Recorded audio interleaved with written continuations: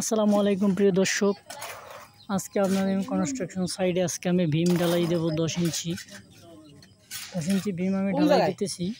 আপনারা দেখেন যে একটা ঘরের ভিতরে কাজ খুবই কষ্টকর, তারপর আমি কাজটি করতে আসি খুবই গুরুত্ব সহকারে।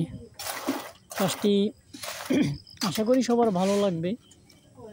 তো আপনারা দেখেন যে আমার দুপুরে শাটারিং করছি, এখন আমি ঢালাই ঢালতেছি ইনশাল্লাহ। তো হয়ে যাবে ইনশাল্লাহ নামাজের আগে ঢালাই। দেখেন দেখেন আমার হেল্পারে বল বইরা বইরা ঢালাই দেয়। দেখেন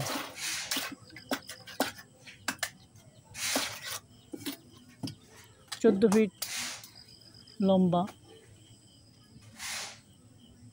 গ্রেড বিমটি ঢালাই চলতেছে। তো দেখা যাক কি হয়। এই যে দেখেন আবার আমার বইরা বইরা দিতে আছে। আশা করি দেখতে থাকেন, ভিডিওটি আপনাদের ভালো লাগবে। আর ভালো লাগলে একটু সাবস্ক্রাইব দিবেন, লাইক কমেন্ট করতে ভুলবেন না। ধন্যবাদ সবাইকে।